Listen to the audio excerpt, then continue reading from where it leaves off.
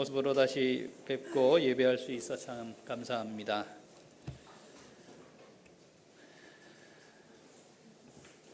그래도 이번 한 주가 지나면 이제 더위는 한풀 꺾이겠죠?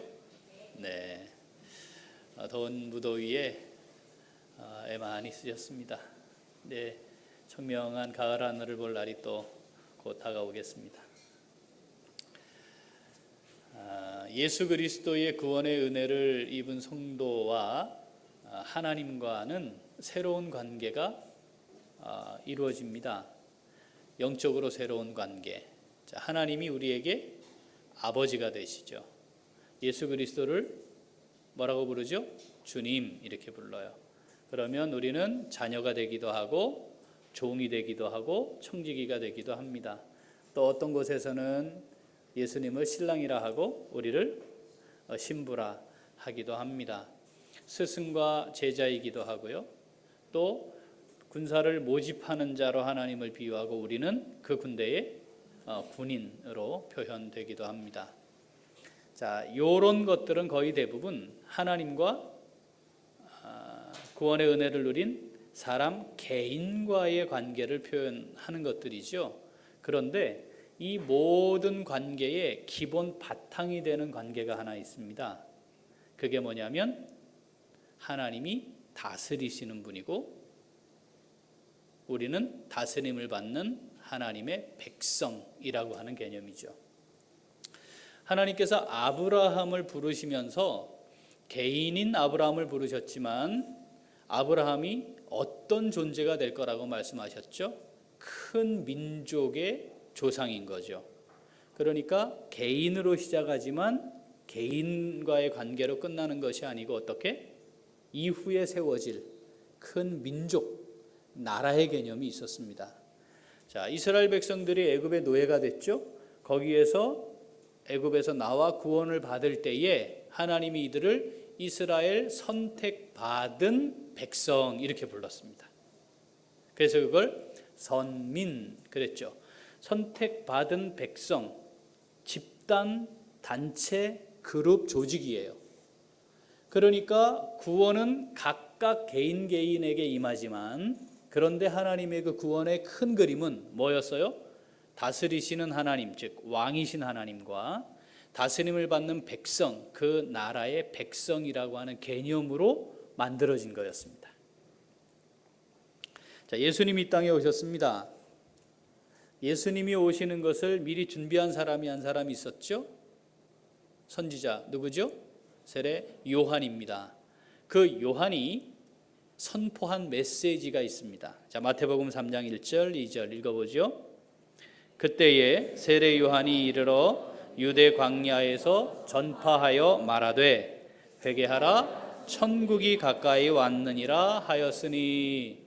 자, 천국이 가까이 왔다 이겁니다. 천국 뭐예요? 하나님의 나라. 하나님의 나라죠. 하나님의 나라.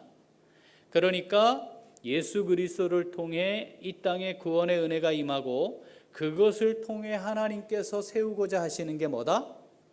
하나님의 나라, 천국이었습니다. 자, 마태복음 4장 17절 같이 읽습니다. 이때부터 예수께서 비로소 전파하여 이르시되 회개하라 천국이 가까이 왔느니라 하시니라. 예수님이 가장 먼저 공생애를 시작하시면서 가장 먼저 선포한 말씀도 뭐예요? 천국이 가까이 왔느니라예요. 하나님의 나라가 곧 임할 것이다 이거예요.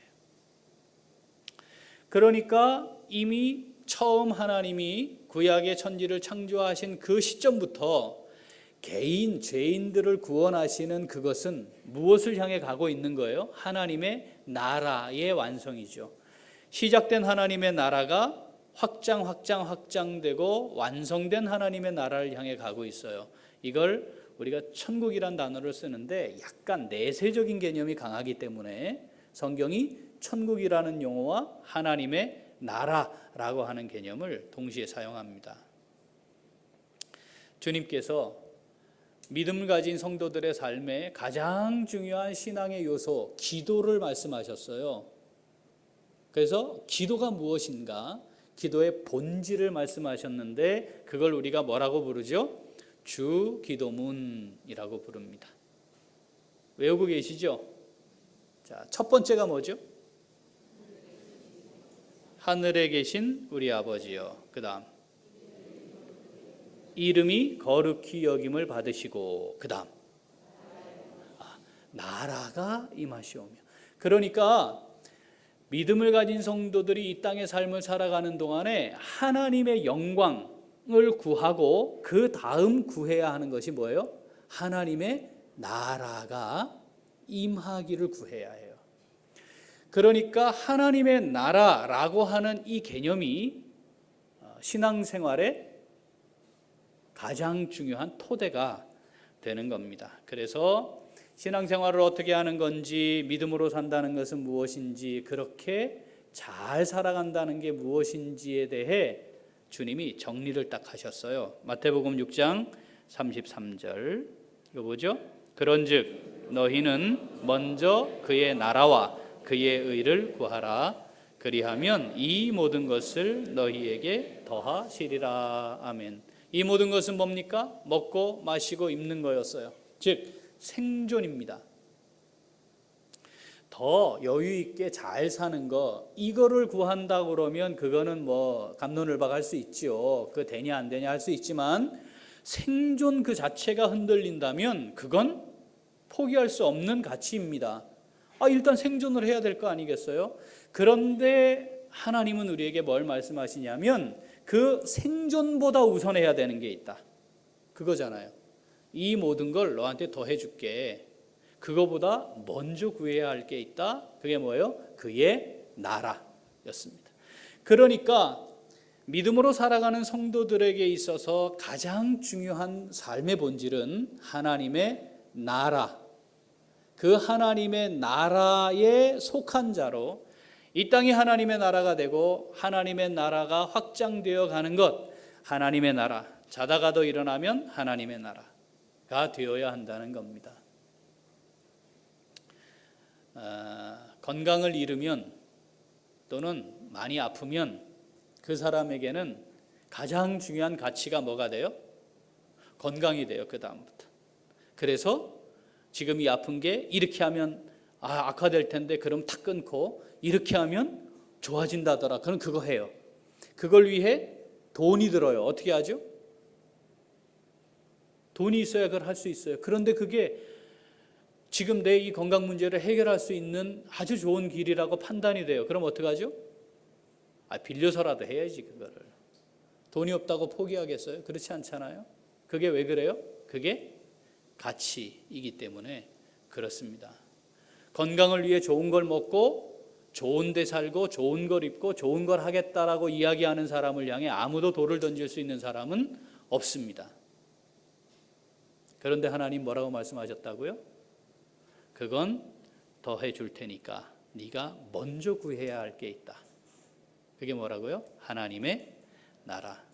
그러니까 신앙생활을 하고 있습니다 라고 하는 말과 저는 하나님 나라 백성으로서 하나님의 나라를 구하고 있습니다 라고 하는 말이 같은 의미이고, 그것을 고백하는 사람들이 모인 곳이 교회입니다.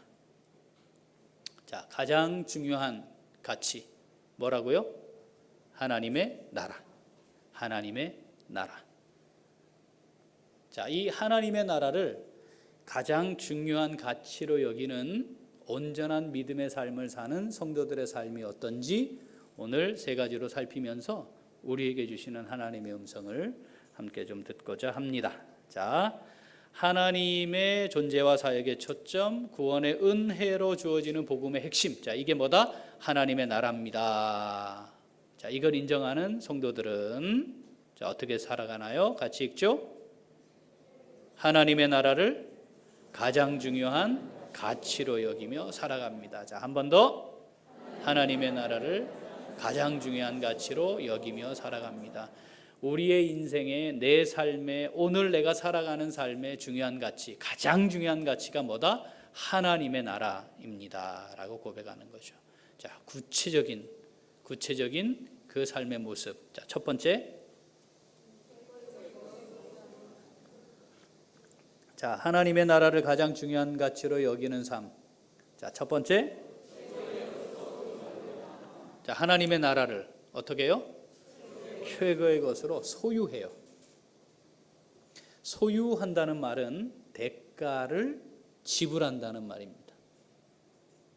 여러분, 대가 지불 없이 소유할 수 있는 게 없어요. 그렇죠? 예전에는 공기를 마시는데 대가를 지불하진 않았습니다. 지금은 좋은 공기 마시기 위해 대가를 많이 지불합니다. 공기청정기 이제는 차에도 틀고 다니는 시대가 됐어요. 대가를 지불하지 않는데 아주 좋은 걸 소유하는 건 어려워요. 성경이 같은 원리로 설명합니다. 마태복음 13장 44절부터 46절 읽어보죠.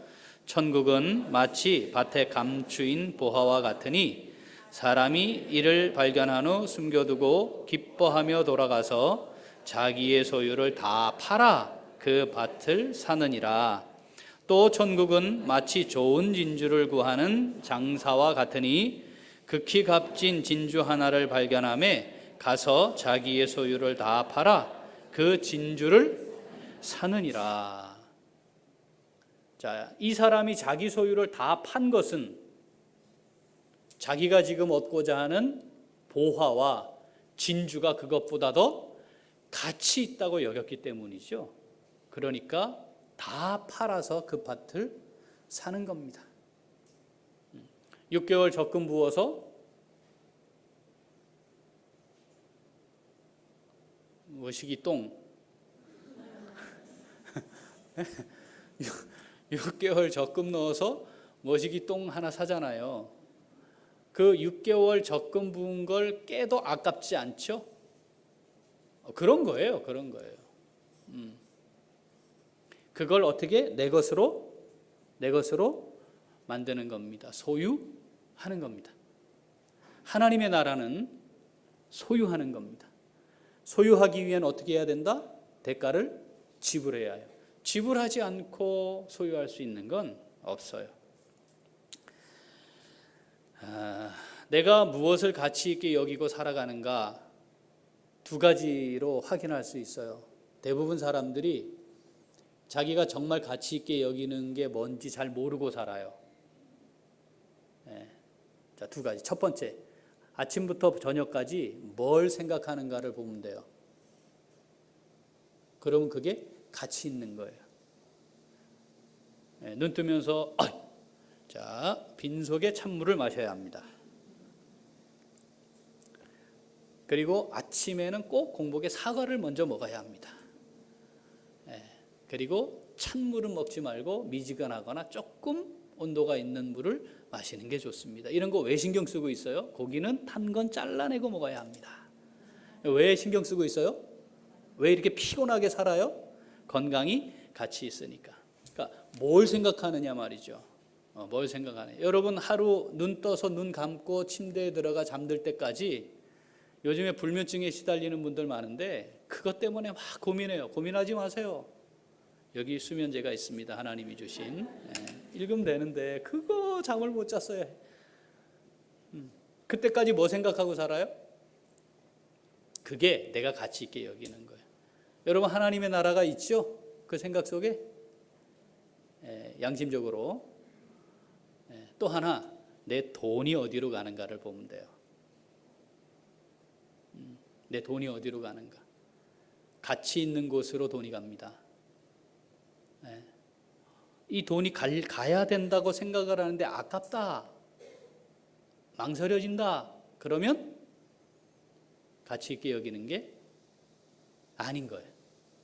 말은 아유 제가 가치 있게 여기죠. 그런데 돈이 안 가요. 그러면 가치 있게 여기지 않는 거예요. 자, 하나님의 나라는 주님이 어떻게 하라고요? 네 거 다 팔아서 사야 하는 거다. 최고의 것으로 여겨 소유하는 겁니다. 자, 두 번째. 한 번 더. 하나님 나라의 법을 알기 위해 애쓰게 돼 있어요. 이 나라의 백성이 되었으니 내가 이 나라 백성답게 사는 게 무언가를 살피는 건 지극히 당연한 겁니다. 살피고 계시죠? 내가 정말 백성답게 살고 있는 건가? 말씀을 통해 보고 내가 그러한가? 말씀 살피고 계시죠? 들은 풍을 갖고 안 돼요. 오래 다닌 경험 가지고 되는 게 아니에요. 어떻게? 하나님의 말씀으로 되는 겁니다. 백성 다 와줘야 돼요.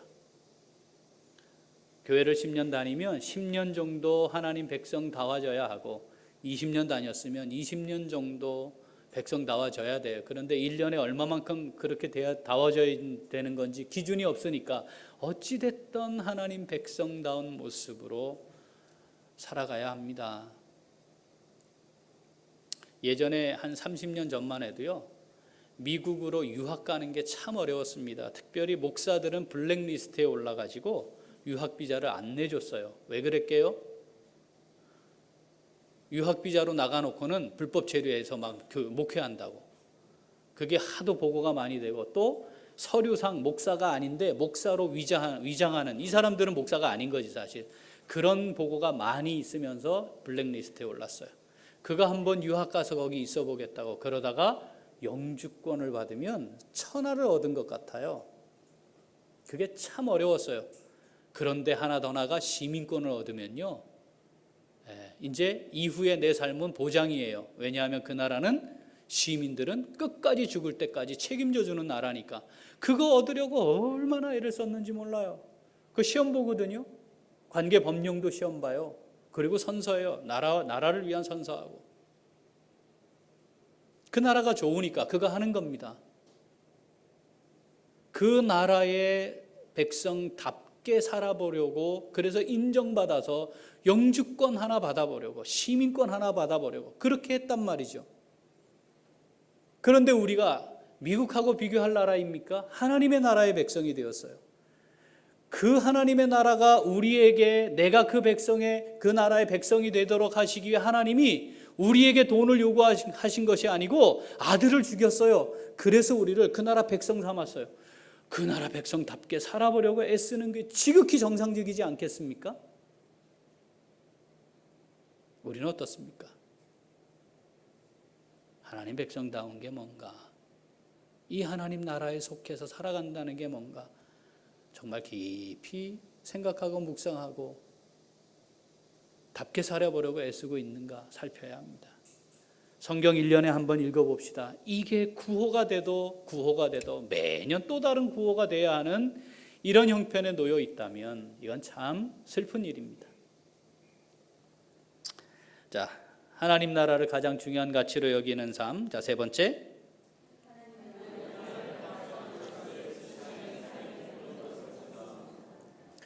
하나님 나라 백성이 되었습니다를 아는 순간 하나님이 뭘 원하시는지, 기뻐하시는지, 나를 통해 뭘 하고 싶어 하시는지를 확인하게 되죠. 그러면 다양한 영역에서 하나님이 뭘 하는 것을 확인할 수 있는데 공통분모가 있어요. 그게 뭐냐면 이 하나님의 나라, 내게 임한 하나님의 나라, 우리에게 임한 하나님의 나라가 다시 세워지고 확장되는 거예요. 자, 대상은, 지역은, 영역은 이 땅입니다. 이 땅. 이 땅의 개념은 내가 서 있는 여기도 이 땅이고 우리가 사는 여기도 이 땅이에요. 그리고 하나님이 만드신 전 세계 열방이 이 땅이에요. 그래서 하나님이 명령하실 때에 옆에 있는 사람 전도해라, 네 식구 전도해라, 그렇게 말씀하지 않으셨어요. 뭐라고 하셨죠? 모든 민족에게 가라, 이렇게 말씀하셨어요. 그러니까 하나님의 나라는 이 땅에 세워져야 해요.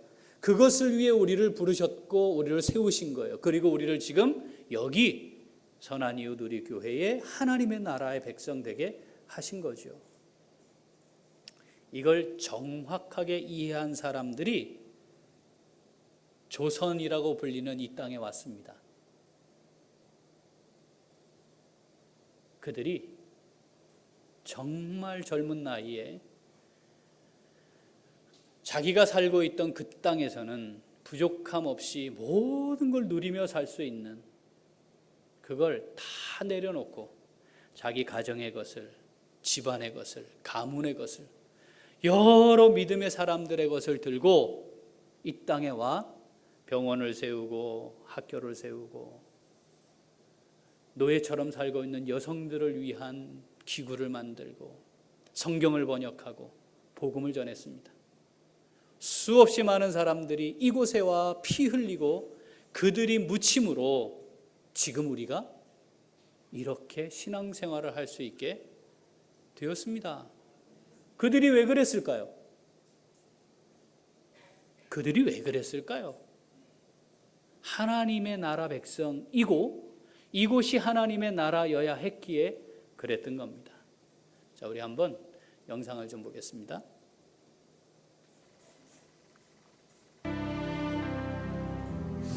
선교사들의 헌신.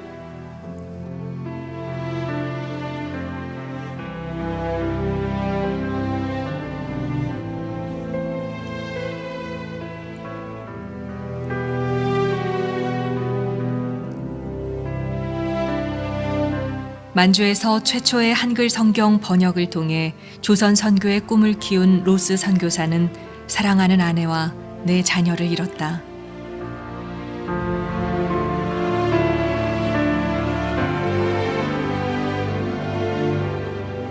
그러나 그는 조선을 향한 선교와 성경 번역의 소망을 내려놓지 않았다.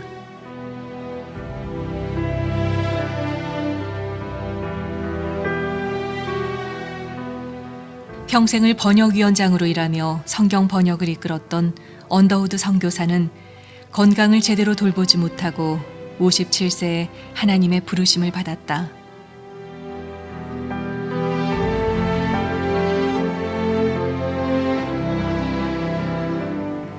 근대교육의 선구자 아펜젤러 선교사는 목포에서 열리는 성경 번역자 회의를 위해 항해하던 중 선박 사고를 만나 44세에 순직했다.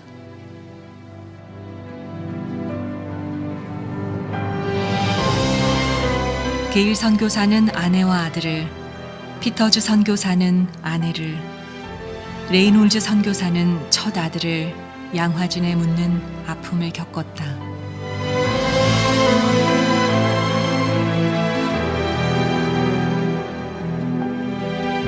이들의 헌신을 통해 하나님의 말씀 성경은 한글로 옮겨졌고 나의 것이 될 수 있었다.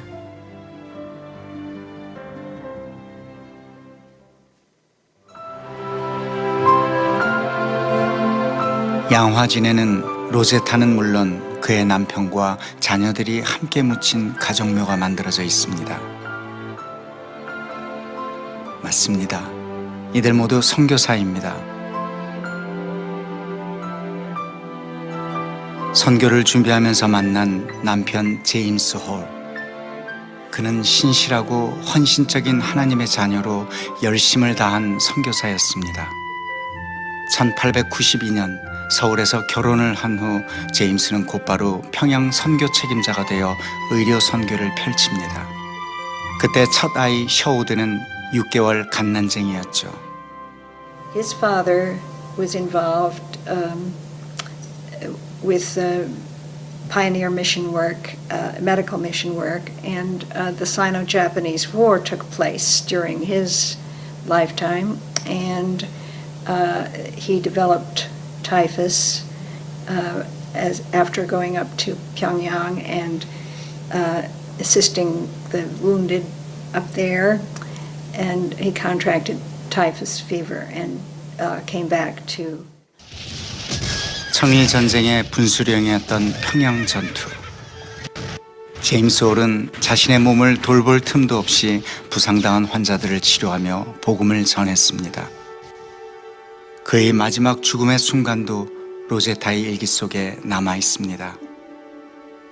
남편의 눈은 슬픈 듯 나를 바라보았고 띄엄띄엄 사랑한다고 말해주었다. 마지막으로 애써 나에게 하려던 말은 내가 평양에 간 것을 원망하지 말라는 것이었다. 제임스는 말했다. 나는 주님을 위해 기꺼이 평양에 갔고 그분께서 그 뜻을 다 헤아려 주실 거라고. 혹시 울음소리가 들릴까 싶어 안간힘을 쓰며 울음을 참아야 했다. 그러나 아무리 애를 써도 베개는 눈물로 젖었고 한 번도 하지 않았던 애원의 기도가 터져 나왔다. 사랑하는 남편을 데려가지 말라고.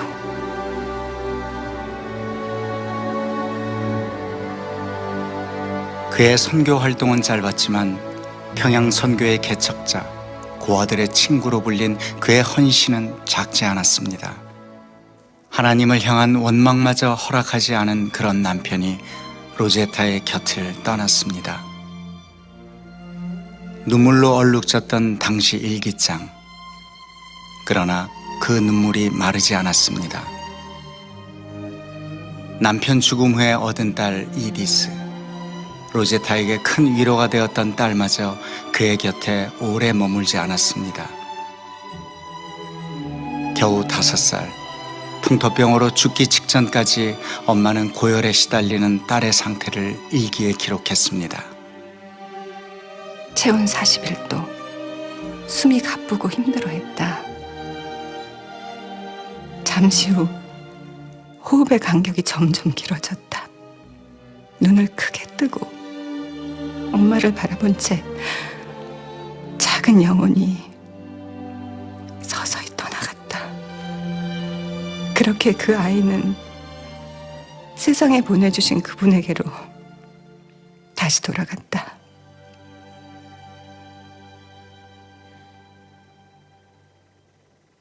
The early women missionaries.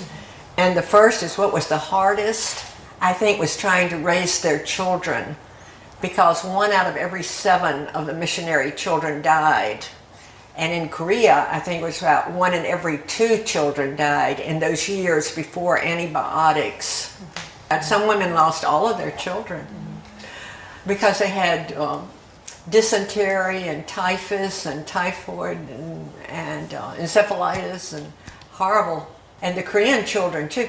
But this was a bond between Korean women and the missionary wives, is that they were always concerned about their children and trying to keep their children alive to grow up. 길을 모르니 나를 도와주소서.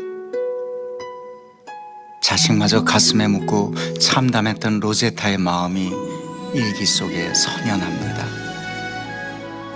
밤이 찾아오면 쓸쓸함도 함께 온다. 간절한 그리움이다. 제잘되던 어린 아이의 입맞춤과 작은 손이 없어진 지금, 그 아이가 없는 삶은 너무도 힘겹다. 그러나 우리가 이해하지 못하는 다른 이유로 하나님께서는 그 아이를 데려가셨으리라. 신앙의 힘으로 선교의 길을 이어간 모자는 평양에 남편의 이름을 딴 기홀병원을 세웁니다. 또한 딸의 이름을 딴 어린이 병원도 설립하죠. 영상이 훨씬 더 긴데 추가로 더 보고 싶으시면 로제타 선교사를 치시면 유튜브에 많이 올라와 있습니다. 귀족 집안의 자제이기도 했고 개인적으로는 평생을 부족함 없이 소위 이 세상에서 여유 있게 많은 걸 누리며 살아갈 수 있는 사람들이었습니다. 세계 최고의 대학을 졸업한 엘리트들이기도 했죠. 정말 어렵고 힘들게 살아가고 있는, 모든 것이 다 불편할 수밖에 없는 이 조선을 그들이 왜 품고 이 땅에 와 살았습니까? 그건 특별히 세움받은 몇 명만이 해야 하는 일입니까? 그렇지 않습니다. 그들의 삶의 중심에 하나님의 나라가 있었기 때문에 이게 가능한 일이었습니다. 외세를 철저하게 배격했던 민족, 교류하는 것을 완벽하게 차단했던 나라, 1500~1600년 동안 불교와 유교에 의해 철저하게 지배받고 통제받았던 이 민족을 하나님이 쓰실 것이다 라고 믿는 사람은 아마 전 세계에 없었을지 모릅니다. 하나님이 그 일을 하시겠다, 나는 그렇게 믿어요 라고 이야기하는 그 사람을 모든 사람들이 다 어리석은 자라고 말했을 겁니다. 그런데 이 신구약 성경이 이렇게 책으로 완전 번역된 해가 1911년입니다. 이 성경이 번역이 이렇게 빨랐던 것도 선교 역사의 전무후무한 일입니다. 복음이 들어오기 전에 성경이 번역되기 시작했으니까. 그런데 그 1911년을 시작으로 70년이 지난 즈음 이 작은 전쟁의 폐허를 경험한 식민 통치를 받았던 이 아주 작은 민족이 전 세계의 선교사를 가장 많이 보내는 나라가 됩니다. 인류 역사에 없었던 일입니다. 세계 선교사에 이 같은 일이 또 일어나지 않습니다. 하나님은 그렇게 하나님의 나라를 위해 이 땅에 많은 하나님의 종들을 보내어 피 흘리게 하셨고 그 피 위에 우리 교회가 세워졌고 지금 우리가 지금 이 성경을 손에 들고 예배하는 겁니다. 하나님의 나라. 구원의 은혜를 누린 성도가 가져야 하는 삶의 중심이 하나님의 나라이고 그런 성도들이 모여있는 교회가 가져야 하는 교회의 존재 이유가 하나님의 나라여야 하는 거죠. 나를 통해 하나님의 나라가 확장되기를 소원하며 기도하고 하나님 앞에 내 삶을 드리고 하나님이 허락하신 이 땅의 짧은 인생을 사는 동안 하나님 앞에 설 때에 하나님의 나라를 위해 하나님이 그렇게 원하시는 하나님의 나라가 확장되기를 원하는 그 일을 위해 제가 이렇게 열심히 일했고 이렇게 열심히 공부했고 이렇게 열심히 살았고 이렇게 쓰다 왔습니다. 하나님의 나라를 가장 중요한 가치로 여기며 살아갈 수 있는 우리 모두가 될 수 있기를 소원합니다. 성경 한 번 더 읽죠. 마태복음 6장 33절. 그런즉 너희는 먼저 그의 나라와 그의 의를 구하라. 그리하면 이 모든 것을 너희에게 더하시리라. 아멘. 기도하겠습니다. 하나님 아버지,